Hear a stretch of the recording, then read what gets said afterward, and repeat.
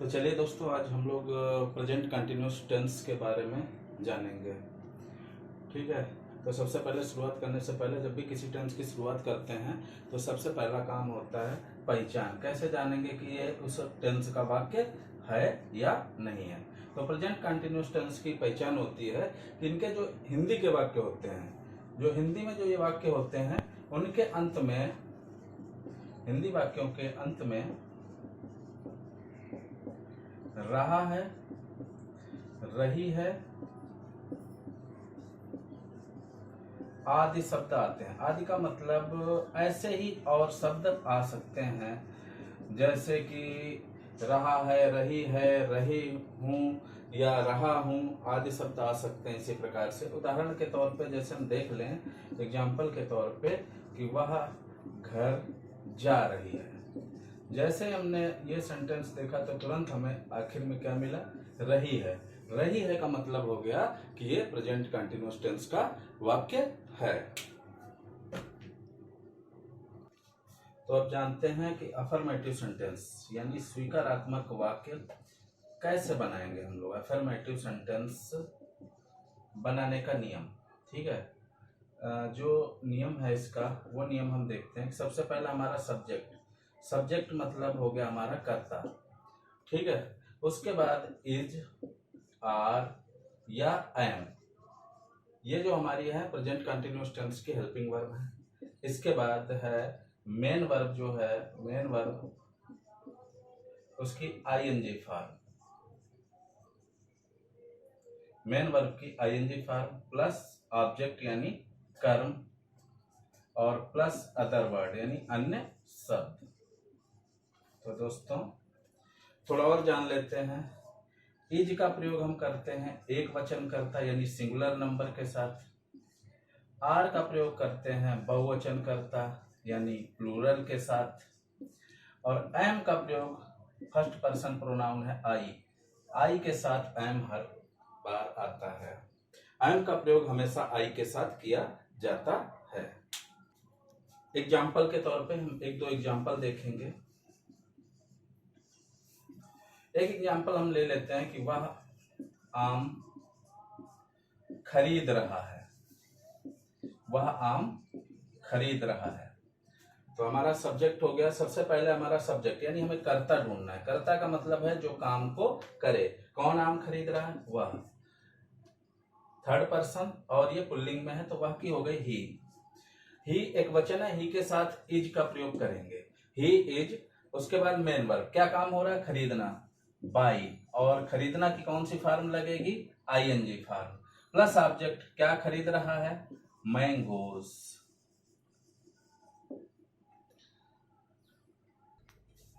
अगला है मैं दूध पी रहा हूं, मैं दूध पी रहा हूं। तो इसमें हमने सबसे पहले बोला है कि सब्जेक्ट आना है। सब्जेक्ट हो गया मैं आई। उसके बाद इज, आर, एम में से एक का चयन करना है हमें। तो हमें पता है आई के साथ हर स्थिति में एम आता है, तो आई एम।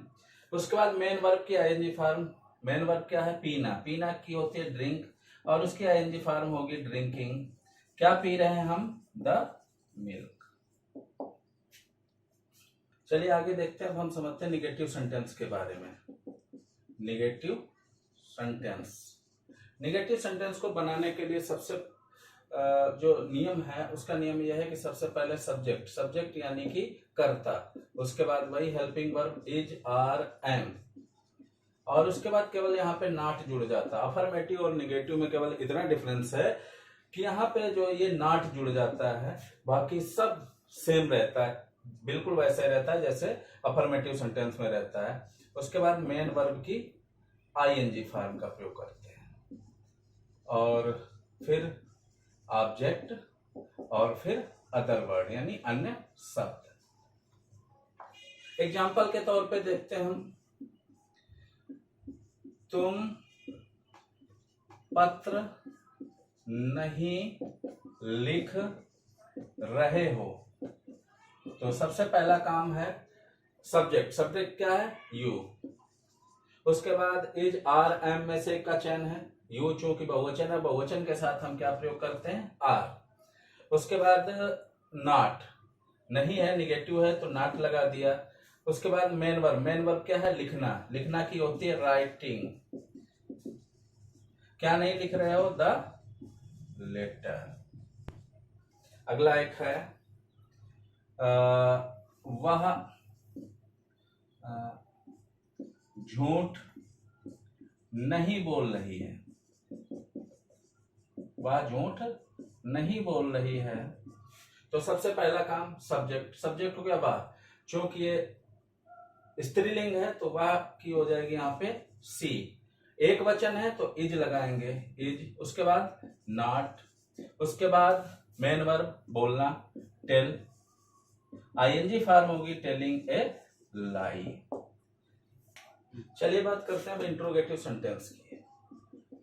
इससे पहले जो बनाए गए वीडियो हैं प्रेजेंट इंडेफिनिट टेंस के, उसमें हमने आपको बताया है कि इंट्रोगेटिव सेंटेंसेस को हम दो भागों में बांटते हैं, एक फर्स्ट टाइप में और एक सेकंड टाइप में।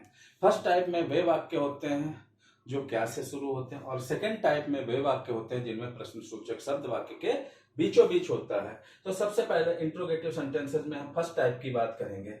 फर्स्ट टाइप यानी क्या से शुरू होने वाले वाक्य, उनको हम कैसे बनाएंगे? तो उनको बनाने का नियम यही है, सबसे पहले हम इज, आर या आई एम, जिसका कि चयन हम सब्जेक्ट के आधार पे करते हैं, उनको लिखेंगे।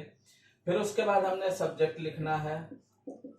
सब्जेक्ट के बाद नॉट, नॉट का उपयोग तभी करना है जब वाक्य में नहीं लगा हो, यानी वाक्य नकारात्मक हो। और उसके बाद तुरंत ही मेन वर्ब, और इस टेंस में मेन वर्ब की हर स्थिति में आईएनजी फॉर्म प्रयोग की जाती है। कुछ भी हो जाए, प्रेजेंट कंटीन्यूअस में जो है वर्ब की आईएनजी फॉर्म प्रयोग की जाती है। उसके बाद ऑब्जेक्ट और अदर वर्ड, और इसके बाद एक महत्वपूर्ण चीज है वो है क्वेश्चन मार्क, प्रश्न सूचक चिन्ह का लगाना अनिवार्य है, अन्यथा आपके नंबर कट जाएंगे। एग्जाम्पल के तौर पे हम देख सकते हैं, एक एग्जाम्पल हम लेते हैं, क्या मीरा पतंग खरीद रही है। जैसा कि हमने देखा फर्स्ट टाइप का सेंटेंस है, क्योंकि इसमें क्या से शुरुआत है, तो ये फर्स्ट टाइप का सेंटेंस है। और इसको बनाने के लिए सबसे पहला में इज आर एम का चयन होगा। इज आर एम में क्या चयन किया जाएगा वो सब्जेक्ट पे निर्भर करता है। हमारा सब्जेक्ट यहाँ पे है मीरा, जो कि एक वचन है। जब मीरा हमारा एक वचन है तो एक वचन के साथ हम इज का प्रयोग करेंगे, तो इज, उसके बाद सब्जेक्ट मीरा, उसके बाद नॉट। क्या इसमें नहीं लगा है? वाक्य में नहीं लगा है तो नॉट का उपयोग नहीं करेंगे। उसके बाद मेन वर्ब की आईएनजी फॉर्म, मेन वर्ब क्या है? खरीदना, खरीदना की होती है बाई, और उसमें लगा देंगे आईएनजी, बाइंग द काइट। शायद समझ में आ रहा होगा। एक एग्जांपल और लिखते हैं, क्या मैं सच नहीं बोल रहा हूं। क्या मैं सच नहीं बोल रहा हूं। तो इसमें फिर वही हमने कहा कि सबसे पहले फर्स्ट टाइप का वाक्य है, क्या से शुरू हो रहा है, तो इज आर एम का प्रयोग करेंगे, जिसका डिसीजन जो है हम सब्जेक्ट के आधार पे लेते हैं। सब्जेक्ट यहाँ पर मैं है, मैं के साथ हमेशा एम होता है। ये मानिए कि एम की शादी आई के साथ करवा दी गई है, तो एम, उसके बाद आई, सब्जेक्ट हो गया हमारा। उसके बाद नॉट, क्या नहीं लगा है? हाँ, वाक्य में नहीं लगा है तो नॉट का प्रयोग कर लेंगे, एम आई नॉट। और सच बोलना के लिए जैसा कि हमने कल बताया था, स्पीक का प्रयोग करते हैं, am I not speaking the truth, और क्वेश्चन मार्क। ठीक है, आशा है समझ में आ रहा होगा। अब बात करते हैं हम सेकंड टाइप की। तो फर्स्ट टाइप और सेकंड टाइप में केवल इतना अंतर होता है कि वाक्य रचना लगभग सेम होती है। वाक्य रचना से में जो है पहले स्टार्टिंग जो है इसकी क्वेश्चन वर्ड से कर देते हैं। क्वेश्चन वर्ड यानी प्रश्न सूचक शब्द। प्रश्न सूचक शब्द बोले तो कब, कहाँ, कैसे, यानी मोस्टली डब्ल्यू से शुरू होने वाले शब्द जो होते हैं, व्हाई, व्हेन, वेयर, उनका उपयोग करते हैं। इनका उपयोग वाक्य के शुरू में कर देते हैं, क्वेश्चन वर्ड।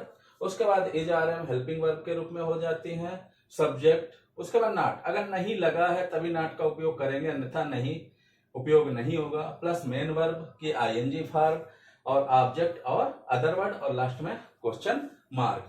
अब देखते हैं, तो उदाहरण हम देख लेते हैं। उदाहरण के आधार पर हमें तुरंत चीजें समझ में आ जाएंगी। एक उदाहरण हमने लिखा, वे झूठ क्यों बोल रहे हैं। वे झूठ क्यों बोल रहे हैं, तो इसको हम बनाते हैं। हमने कहा सबसे पहले हमें ये देखना कि इसमें क्वेश्चन वर्ड कौन सा है।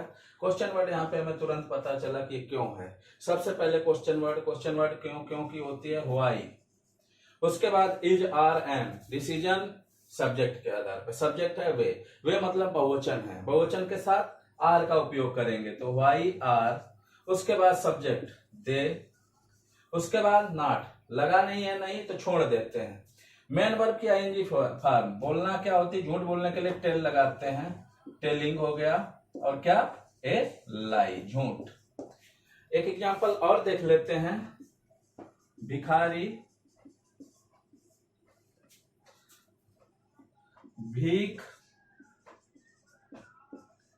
कब मांग, कब निगेटिव बना लेते हैं, निगेटिव वाला भी समझ ले, नहीं मांग रहा है। तो सबसे पहला काम हमने बोला है कि क्वेश्चन वर्ड यहाँ पे आएगा, सेकंड टाइप का है क्योंकि बीच में प्रश्न सूचक शब्द है। तो सबसे पहले क्वेश्चन वर्ड यानी प्रश्न सूचक शब्द कब की होती है, व्हेन। उसके बाद हमारा इज, आर, एम। कर्ता कौन है, भिखारी। कर्ता कौन है, भिखारी। कर्ता कौन है हमारा, भिखारी। तो व्हेन के बाद भिखारी हमारा एक वचन है तो इज लगा देंगे। व्हेन के बाद इज का प्रयोग करेंगे। कब की होती है, व्हेन इज। उसके बाद भिखारी की होगी द बेगर। और उसके बाद भीख मांगना के लिए होता है बेगिंग। सॉरी, क्षमा चाहेंगे, इसमें जो है नहीं लगा है तो नहीं के लिए सब्जेक्ट के बाद नॉट लगेगा, नॉट बेगिंग।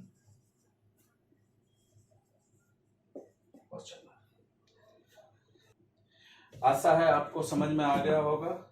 और अगर हमारा वीडियो समझ में आया है तो इसे लाइक करना ना भूलें और चैनल को सब्सक्राइब कर दें। धन्यवाद।